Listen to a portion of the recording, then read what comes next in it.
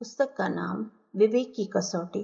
लेखक वेदमूर्ति तपोनिष्ठ पंडित श्री राम शर्मा आचार्य।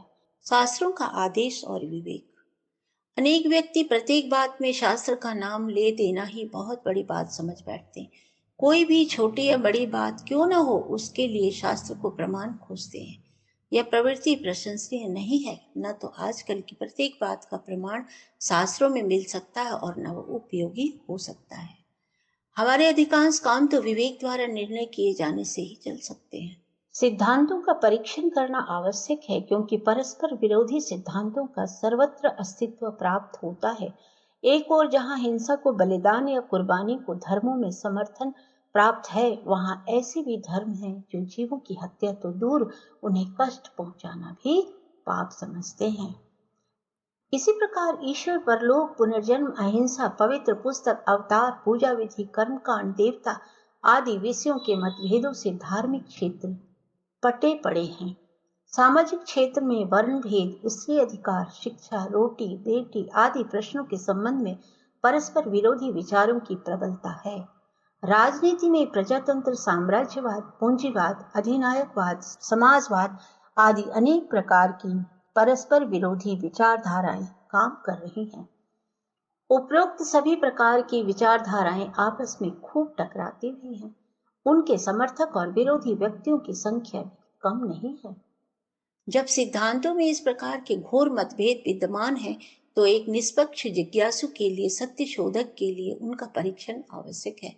जब तक यह परख न लिया जाए कि किस पक्ष की बात सही है या किसकी गलत, किसका कथन उचित है, किसका अनुचित, तब तक सत्य के समीप तक नहीं पहुंचा जा सकता है। यदि परीक्षा और समीक्षा को आधार न बनाया जाए, तो किसी प्रकार उपयोगी और अनुपयोगी की परख नहीं हो सकती है। महाजनो येन गतो सपंथा के अनुसार महाजनों का, बड़े आदमियों का अनुसरण करने की प्रणाली प्रचलित है। साधारणतः लोग सैद्धांतिक बातों के संबंध में अधिक माथापच्ची करना पसंद नहीं करते। दूसरे की नकल करना सुगम पड़ता है। निकटवर्ती बड़े आदमी जो कह दे, उसे मान लेने में दिमाग पर जोर नहीं डालना पड़ता। अधिकांश जनता की मनोवृत्ति ऐसी ही होती है, परंतु इस प्रणाली से सत्य असत्य की समस्या सुलझती नहीं, क्योंकि जिन्हें हम महापुरुष, महाजन समझते हैं, संभव है वे भ्रांत रहे हों, और दूसरे लोग जिन्हें महापुरुष समझते हैं, संभव है उन्हीं की बात ठीक हो। जबकि अनेक व्यक्ति एक प्रकार के विचार वाले महाजन की बात ठीक मानते हैं, और उसी प्रकार अनेक व्यक्ति दूसरे महाजन की बातों को महत्व देते हैं और दूसरे प्रकार के विचारों को मान्यता देते हैं। तब यह निर्णय कठिन हो जाता है कि इन दोनों के कथनों में किसका कथन उचित और किसका अनुचित। महापुरुष दो प्रकार से अपने विचारों को व्यक्त करते हैं, पहला लेखनी द्वारा, दूसरा वाणी द्वारा। वाणी द्वारा प्रकट किए हुए विचार क्षण स्थायी होते हैं, इसलिए उन्हें चिर स्थायी करने के लिए लेखनीबद्ध किया जाता है। विचारों के व्यवस्थित रूप को लेखन, बही, ग्रंथ या पुस्तक कहते हैं। जिन ग्रंथों में धार्मिक या आध्यात्मिक विचार लिपिबद्ध होते हैं, उन्हें शास्त्र कहते हैं। शास्त्रों को लोग एक स्वतंत्र सत्ता का रूप देने लगे हैं। जैसे देवता की अपनी एक स्वतंत्र सत्ता समझी जाती है, वैसे ही शास्त्र भी स्वतंत्र सत्ता बनने लगे हैं। परंतु बात ऐसी नहीं है। वे महाजनों के विचार ही तो है। जैसे महाजन भ्रांत हो सकते हैं, होते हैं, वैसे ही शास्त्र भी हो सकते हैं। एक शास्त्र द्वारा दूसरे शास्त्र के अभिमत का खंडन करना यही प्रकट करता है कि एक समान श्रेणी के महाजनों में प्राचीन काल में भी इसी प्रकार मतभेद रहता था, जैसा कि आजकल अनेक समस्याओं के संबंध में हमारे नेता आपसी मतभेद रखते हैं। आज नेताओं के मतभेद में से छान कर हम वही बात ग्रहण करते हैं जो हमारी बुद्धि को अधिक उचित और आवश्यक जंचती है। किसी नेता के मत ने सम्मति न रखते हुए भी उसके प्रति आदर भाव रहता है।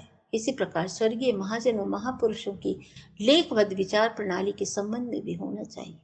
शास्त्र का अंधानुकरण नहीं होना चाहिए, वरन उनके प्रकाश में सत्य को खोजना चाहिए।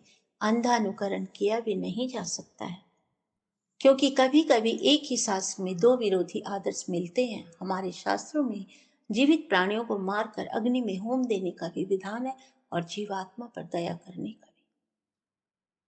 दोनों ही आदेश पवित्र धर्म ग्रंथों में मौजूद है। वे शास्त्र हमारे परम आदरणीय और मान्य हैं तो भी इनके आदर्शों में से हम वही बात आचरण में लाते जो बुद्धि संगत, उचित और समय अनुकूल दिखाई पड़ती है।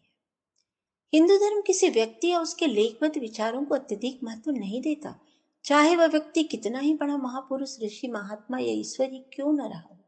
हिंदू धर्म में सिद्धांतों की समीक्षा और उसके बुद्धि संगत अंश को ही ग्रहण करने की परिपाटी का समर्थन किया गया है।